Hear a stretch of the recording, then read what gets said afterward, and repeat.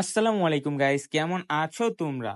আমি life of ইএইচপিএল। আজকে আমি চলে এসেছি এমন একটা জায়গায় যেটার নাম শুনলে মনের মধ্যে নস্টালজিয়া বাজে, আর গুগলে সার্চ দিলে একটা ছবি আসে যেটা দেখে মনে হয় হাইরে ট্রেন, তুই কই গেলি। এটা কোনো সাধারণ জায়গা না, এটা মাদারীপুরের গর্ব শিবচর রেলওয়ে স্টেশন। এই দৃশ্যটা এক সময় গরিমায় ভরা ছিল। মানুষ এখান থেকে ট্রেন ধরতো, শহরে যেত, স্বপ্ন বানাতো। এখন শুধু চা খাওয়া যায় আর ট্রেনের স্মৃতি নিয়ে কান্না করা যায়। শিবচরের এই স্টেশনটা এখন এমন এক ব্রোকেন রিলেশনশিপের মতো। ট্রেন চলে গেছে, প্ল্যাটফর্ম বসে আছে চোখে জল নিয়ে। প্রতিদিন কয়েকটা ট্রেন যাওয়ার কথা ছিল, এখন যায় শুধু আসা আর ভুলে যাওয়া শিডিউল। স্টেশনটা আসলে এখন একটা প্রেম ভাঙা প্রেমিকার মতো, সাজানো গুছানো কিন্তু ভেতরে ফাঁকা।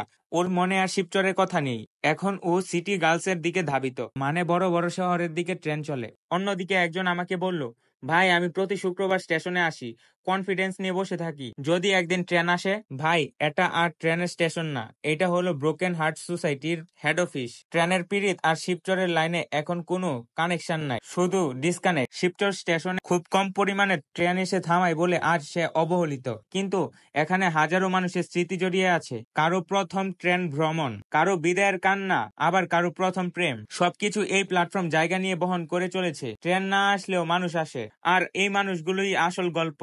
জায়গাটা ছোট কিন্তু অনুভূতিটা বিশাল, আর সেই অনুভূতির গল্প নিয়ে আসবো আবার। লাইক, শেয়ার, কমেন্ট দিতে ভুলবেন না। আর নতুন ট্রেন না থাকলেও আমাদের কানেকশন যেন স্ট্রং থাকে। দেখা হচ্ছে আপনাদের সাথে নতুন কোনো ব্লগে। আজকের জন্য এতটুকুই। আল্লাহ হাফিজ গাইজ।